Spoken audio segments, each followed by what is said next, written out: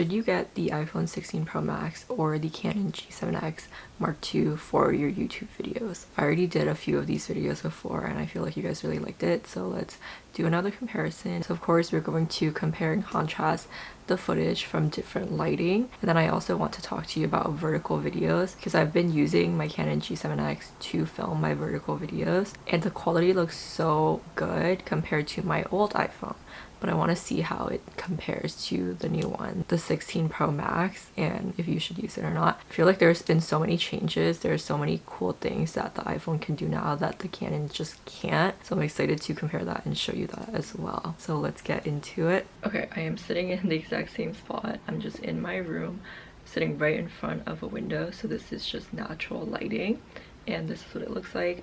I have everything on auto. One thing I forgot to say is another big pro for the Canon is the flip out screen. I can see myself, and look, when I'm looking at myself, it doesn't really look like I'm looking at myself. So that's a big pro, like to be able to see if you're in frame, to be able to see what it looks like, if you look cute or not.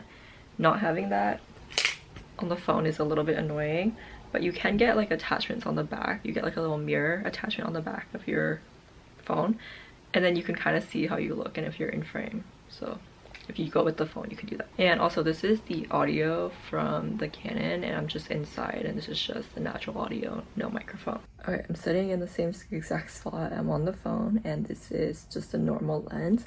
So let me switch to the wide angle lens so you can see what it looks like. This is the wide angle lens, so you can probably see how messy my room actually is. But it also probably looks a lot better for vlogs. And now let's do cinematic because the Canon can't do that. Okay, this is with cinematic, and apparently you can't do 60 with it, you can only do 30. Didn't know that, but this is what it looks like. You can also control the f-stop apparently. It's default at 2.8 and I pulled it down to 2 so you can see what that looks like. If you're going to be uploading to TikTok, you have to turn HDR off. It's been on this whole time, so just turn it off quickly so you can kind of see. There's also a setting I found where you can lock the white balance, which I thought was really cool. But yeah, iPhone is so high-tech now. And this is vertical with the Canon. You just flip the camera over and it makes it vertical basically. So if you want, you can do it. It doesn't fit perfectly for TikTok and Instagram. It like cuts out a little bit, but it's not noticeable. It doesn't really affect your videos, and the quality looks really, really good. But I'm curious to see how they actually compare. And this is vertical with the iPhone with the front camera, and then I'll show you the back. So this is the back lens with just the normal, and then let's switch to the wide angle. This one is usually really good if you want to vlog in short form content for like TikTok or Instagram. It's like really wide. And then this is cinematic with the back camera. I don't think you can do it with the front camera, but let me check.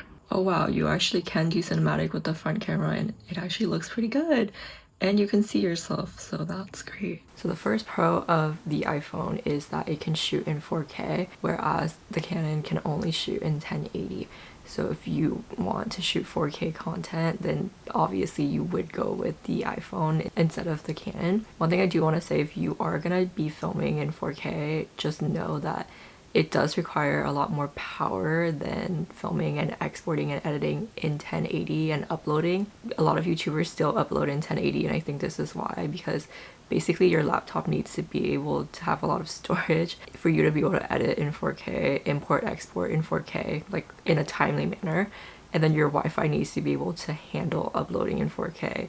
Otherwise it's going to take forever and it's going to be so annoying. So that's something to think about if you haven't thought about it yet. I do think 1080 is still like the most popular right now, but I can see in the next like maybe year or two that maybe a lot of creators will shift to 4K because more devices are able to process 4K now versus before. So I think if you are thinking about the future, if you want your videos to have the best quality, then maybe that is something to consider. The next pro of the iPhone is the vertical videos. Like I said, you can definitely film vertical videos on the Canon, and you can actually download this app. It's called like Camera Connect, where you can Bluetooth drop or Bluetooth import your footages from the camera straight to your phone. It's very, very convenient. You don't need like adapters or anything. But I have to say that extra step does make it's kind of like a hindrance on your process. Like if you want to be somebody who is uploading short form content every single day, then that extra step, like it might not seem like a big deal, but every single day having to do that extra step, or every time you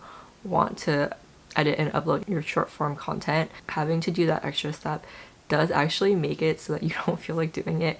It kind of makes it so you're like, oh, I don't know if I want to do this. So that is something to think about. That is something to consider, because it's so much easier when that shit is already on your phone and you can just edit it from your phone and upload it. Taking out that extra step, like, as much as you don't think it's gonna matter, it really will when you are already like low in motivation. And if you're a content creator, you probably know there are days where you just don't really feel like it already. So any kind of extra step, any kind of extra hindrance, it's just not great. Another pro is the wide angle aspect of the phone. I feel like if you are wanting to vlog, like if you want to be a vlogger on YouTube, the wide angle is just so much better. People just really prefer wide angle videos. I think in the past, the main and really only pro to having the Canon was that the quality just looks so much better at 1080-60. That's really it. They're both pretty small and compact if you're traveling, if you want to do travel vlogs.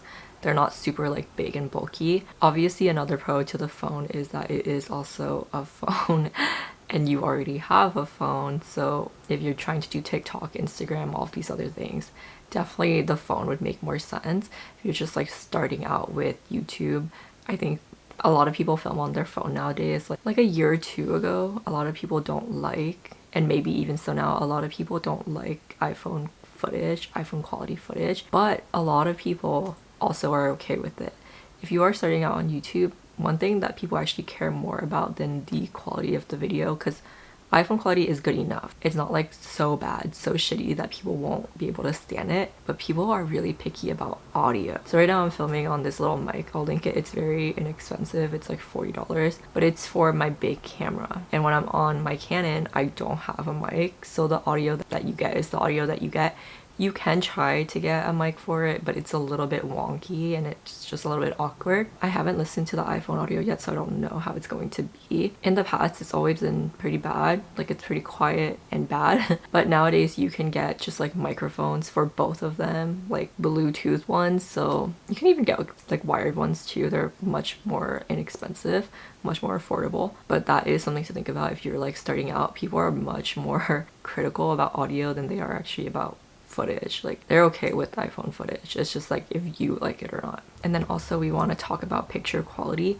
I actually haven't taken many photos on the phone yet, so I'll have to do that before I can actually finish this video. But lately on TikTok, you probably have seen everyone's talking about how the photos of the G7X are really good. And it's funny because I've had this video for like over a decade and I've never even known that. So recently, when everyone's been doing it, I started doing it, and yeah, the pictures are actually really good. It's almost like you don't even need to filter them. They just kind of look really good. And if you want to like force the flash during the day or force the flash during sunset, you just get like the most beautiful pictures. I haven't taken pictures on the iPhone yet, so I don't know, and I will kind of do that. Okay, it is the next week. I have reviewed all of the footage, and in conclusion, the quality for the Canon is still way better. I looked at it on my editing app, and honestly, iPhone just cannot compete at all. So as far as video quality, it's gonna go to the Canon. As far as picture quality, again, Canon, because it looks so good. You can really just post the photos without even having to edit them or filter them heavily. Like, it just looks really good. The sunset photos, iPhone just cannot compete. Audio quality also goes to the Canon, because on the iPhone, when I edited today's video, I had to up the volume like 10%, I think, to make it sound as loud as the Canon audio. And it's still not great, honestly. I did notice that in cinematic mode, the volume is naturally a lot higher for some reason. It's still not great, but honestly, they're both not great, so it doesn't really matter. For convenience, I'll definitely have to say the iPhone. And then for short form content, even though the vertical videos look a lot better if you film on the Canon, as far as like ease of use and eliminating the extra step and making it easier for you to create content every single day, especially if you're like somebody who's going to be pumping out content.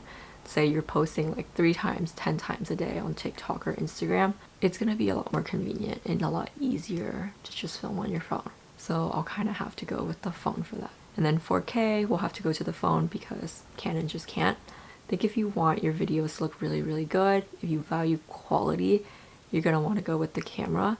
But if you just kind of want something easy and convenient, if you're just starting out and you already have the phone, then just use it, get maybe a microphone. And I feel like you can really go from there, make YouTube videos for like 3 to 6 months, see if you actually like it, see if you're actually going to continue before you invest into the cameras, because they can really get super expensive really quickly.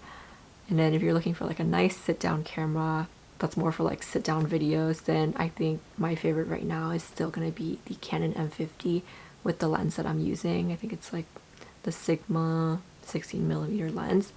It's just like my favorite quality, and the little microphone I got is just so cheap on Amazon, and it's the best quality audio that I have. Okay, that is it for today's little video. I hope that this helped you kind of decide between the iPhone or the Canon.